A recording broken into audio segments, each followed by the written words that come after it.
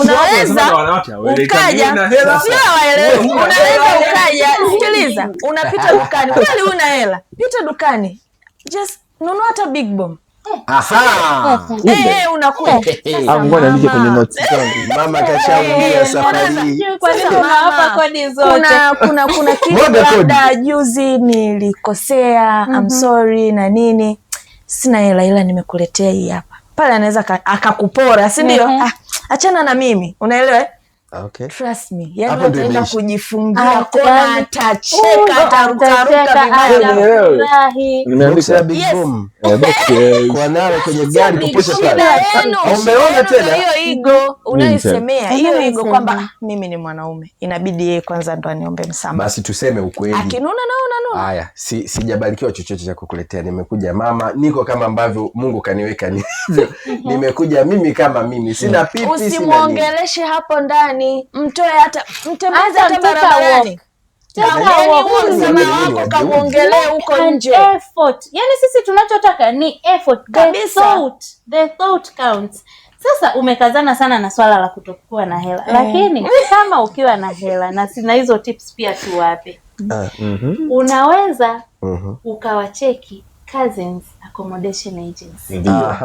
Unawaambia bwana mama, hii ni siku ya pili hatufanyaje? Hatuongei. What do you recommend? Utawarecommend wampeleke wapi?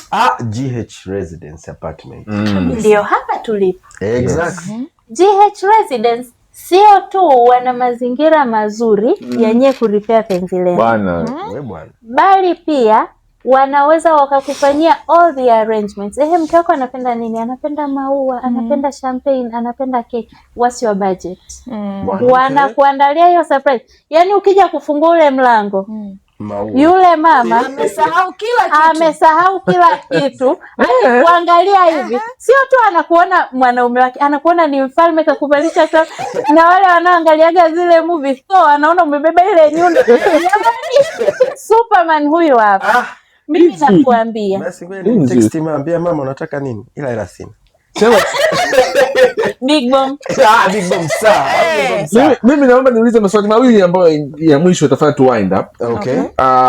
Kuna hii coming back home late. Hivi kwa upande wa dada, mwanaume akikumind kwa sababu umechelewa kurudi nyumbani, how do you take it? Ni mwanamke amechelewa. Yes. Mume wake atakasirika. Kuchelewa kuna sababu. Si ndio? Yes. Kama sababu ipo na ni ya msingi, kwa nini uninunie? Kama yani nitakuwa nimefanya makosa, maybe sijakupa taarifa. Si ndio? Bana, leo naenda kazini lakini nina kikao. Na nadhani kwenye hiki kikao nitachelewa kutoka, nitachelewa kurudi. Si ndio? Sasa you as a man, tunasaidiana, majukumu tunafanya kwa pamoja. Haimaanishi kwamba mimi nikichelewa kurudi basi na wewe uchelewe kurudi nyumbani. Na haimaanishi kwamba nimechelewa kurudi wewe umewahi kurudi nyumbani upande kitandani ulale. That's not fair. Na sio tu kunisubiri. Yaani sio kunisubiri. Let's say mimi nawahi kurudi nyumbani naandaa chakula na kuandalia chakula ili ukirudi ufanyaje? Ule. Wewe umewahi kurudi nyumbani mimi nimechelewa. Why don't you? Hata kusema labda kufanyaje, hata kupika. Yes, hata basi oda. Kama labda ni jukumu watoto saa 2 wanalala, mimi hiyo saa 2 bado sijarudi. Sawa. Laza watoto, do something. Kwa sababu sio kwamba ni kitu ambacho unakifanya kila siku. Ni kitu ambacho kimetokea, nimechelewa kurudi nyumbani.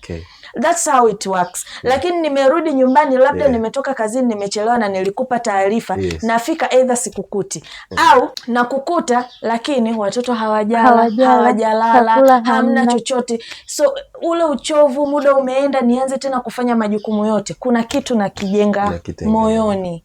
Ndio maana baadaye unaanza kuona mbona mke wangu amebadilika, hafanyi kama zamani. No, kwa sababu mwingine haongei, analibeba moyoni. Anaona okay, hata nikiongea ili ni jukumu langu. Yani nimekuja mimi nifanye majukumu lakini sina msaada. Msaidie. Information basically. Hata vyombo, hata kama ukiviacha vinanuka shombo lakini umejaribu. Yani akija kwanza atacheka, atasema huyu baba kaosha vyombo. Kaosha na sabuni ya kufulia. Yani hata kama amechoka ukimwambia nipikie chapati atakupikia. Atasukuma ile chapati kabisa. ya layers. Unajua ile chapati unaishika hivi inachambuka. Ile ina take time. Anaweza akakuwekea na vinyama pembe. Yaani jamani tunataka vitu vidogo na attention ndogo sana. Siku zote mwanaume kwenye swala la maongezi na mwanamke huwa hawashindani. Yaani kushinda wanaume huwa hatushindi. Hilo tumekubali. Kwa sababu tunapaswa msikiliza kazi namba 2 dada yangu. Yaani nimerudi. Yaani kidogo chozi linitoka nikasema Mungu wangu. Yaani kwa nini tunapenda kama tunawanyanyasa tunapangwa sana. Mungu wangu. Kweli hata ushata sabuni hata ya kufulia tu ushavyo. Yaani kweli umefanya lakini umechukua unaenda nyumbani wangu umeshuka chini sana. Okay. Mafanikio ya mwanamke yanaitishia ndoa yake au ni mchango kwa ukuaji wa familia yake? Mimi naweza ngasema kama mama sasa mafanikio yake yakawa jinsi atakavyokuwa, lakini yani inategemea ni mama yeye sasa ana direct vipi hayo mafanikio.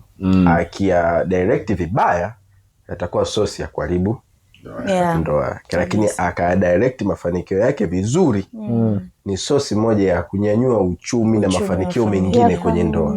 But let's be real. Kwa nini asilimia kubwa, yani this is all over, CEO, viongozi wakubwa ambao ni wanawake hawana ndoa au mahusiano yaliyonyooka? You men ni waoga. Tunaogopa kwa approach. Wanaume ni waoga kabisa. Alafu mwanamke akishafika kwenye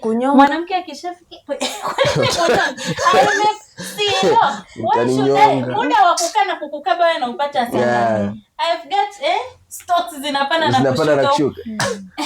Wanawake akishafika in a certain position, alafu kitu ambacho Helen hawajui. Mwanamke akisha kuwa at the top of her career sijui nini, I have achieved everything and I am a woman. I need to be treated as a woman. Kabisa. Mimi sitatoka ni approach mwanaume. Okay. I need a man to come to me. I need a man to... Jana nilikuwa napita mtandaoni, kuna this lady anaitwa Chelsea Handler, alikuwa na TV show yake. Okay. Labda anaweza kawa sio popular sana, ni mzungu. Aliwahi kudate na 50 Cent. 50 Cent I hope everyone anamjua. Na 50 Cent ukimwona ameshashutiwa mara 9, he is a gangster na nini. Lakini yule dada alikuwa anamueleza, anasema 50 Cent ndo mwanaume nilidate naye for a short period of time, lakini ndo mwanaume aliyeni treat me as a woman. Okay. 50 Cent alikuwa anatuma flowers kwenye show yangu. Kuna siku nikamwambia 50 Cent, mbona dada Helen yako yeye anataka aote mabawa paya aondoke, subiri wewe. Akamwambia do you want to go? I want us to take a walk. Akamwambia siwezi ku take a walk. Akamwambia who do you think you are, just because you're 50 Cent? Akamwambia no problem, let's take a walk. Anasema nilijutia ile maamuzi. Tumetoka tu hivi kila mtu 50 let's take a picture, let's have a selfie. Akasema the fact kwamba ni kitu ambacho kwake kilikuwa ni kigumu kufanya kwa sababu hata hiyo walk asinge enjoy, lakini he did it for me. Yes. Yani that thing left a mark in my heart. Kwa mwanamke ukiwa successful, ukiwa up there, mwanaume akaja kwa sababu everybody ukiwa successful kila mtu anakuchukulia katika ule ukubwa wa success yako. Lakini mwanaume akija anaanza kukutania, anajua zile vulnerabilities zako, weaknesses zako, na anakutreat as a child. Kwa tusiogope. Ngoja nikwambie kitu Kadevi. Iko hivi. Yaani unaweza kumkuta mwanamke tayari ana handle kila kitu mwenyewe bila msaada wa mtu, si ndio? Lakini wewe unaogopa kumfuata kwa sababu unaona sasa mimi pale nitafanya nini? Unaona? Iko hivi. Yani vaa ile ujasiri, umempenda mfate, na ukifika pale unatimiza majukumu yako kama kawaida. Haijalishi yeye ana 100,000 au 10,000. Ile 10,000 yako unapompa anaithamini sana. Na kikubwa zaidi, watu kama hao wanahitaji zaidi attention. Na sio kwamba uone kwamba eti kwa sababu labda ana mafanikio zaidi basi hahitaji msaada. No, that's not true. Yani kuna muda unaambia no mama, usipay your rent, I will pay. Hata kama unajua anaweza kupay, just pay it. Kuna muda unasema okay, let's go dinner.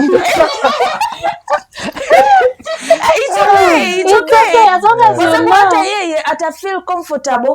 Aje kukwambia hata kama nimekwama kidogo nisaidie kiasi hichi. Unaelewa? Ili mradi na wewe feel okay, kumbe ananiwazia. Umeona? Yani kwamba amepata changamoto, amenifikiria mimi kwamba mimi ndo msaada wake. Umeona? Nafikiri tuache pia nafasi ya watazamaji kucomment, watuambie what do they think. Brother, tumepigwa chini, tumekubali au tuiache ina hang? Kama Helen alitaka kukutoa chozi, ushapigwa chini hapo. Sasa nimemaintain jamani. Vua miwani. Sasa hiyo ndo ba. Nimemaintain machozi yako hapa, yako jirani. Ila nimemaintain, tumemaintain, nadhani tumebalance. But I hope tumewapa tips. Nitaka kusema hivyo. I think mimi binafsi kuna vitu nimeondoka navyo, ingawa nilikuwa nabisha kuona vitu nimeondoka navyo hapa. Kavifanyia kazi. I think kuna umuhimu sana wa kufanya mazungumzo kama haya kiuhalisia kabisa. Sababu kuna vitu kiukweli hatuvijuaji. Na kufanya nafasi hivi mtu anakuambia the real thing, unakuwa unajua kodi zako au sio? Kama ukifanya blanda zako, unajua big bomb. Kwa hiyo mama alisema tu sio big bomb. Sema fresh. Tutakuwa tunacheza na majira. Si ndio? Na watazamaji pia, kama kuna CEO unamzimia, today is your day. Yaani hapo mimi mwenyewe umenipa kuna kodi kama usiogope. Kama kwa sababu kazi na mashine anasema kwamba mwanamke akiwa amepata kila kitu, all anachokitaka ni kuwa felt like a woman. So you be there to do that. Just rub my feet at the end of the day. Vute vidole au sio? Ndio, sasa sio kama unangoa. Bana, asante sana kwa wewe mtazamaji ambaye umecheki hii podcast kuanzia mwanzo mpaka mwisho. Asante sana kwa wadhamini wetu wakuu kabisa, Cousins Accommodation Agency. Exactly.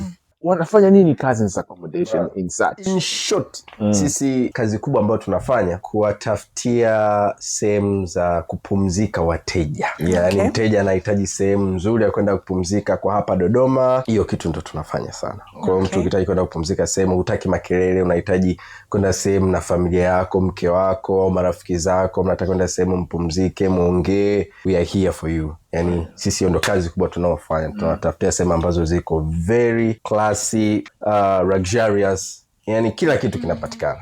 Kama empazunguzia kidogo hapa tulipo, hapa ambapo tunafanya podcast, ni moja kati ya apartment ambayo iko chini pia ya Cousins Accommodation Agency. Kitu kikubwa ambacho naweza nikasema kiukweli ni pazuri. Services zinazopatikanika hapa kiukweli ziko very perfect.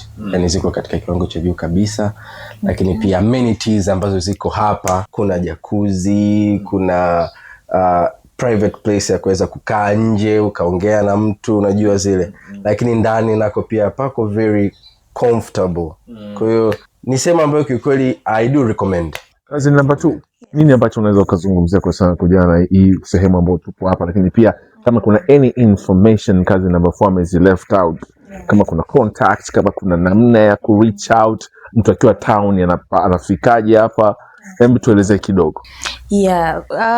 Kwenye apartment zetu ziko unit 3 ndani ya compound moja, na zote zina 2 bedrooms, ambayo moja ni single room na nyingine ni master bedroom, lakini ina kitchen kubwa. Yani ninapozungumzia kubwa ni kubwa, yani you feel at home kabisa.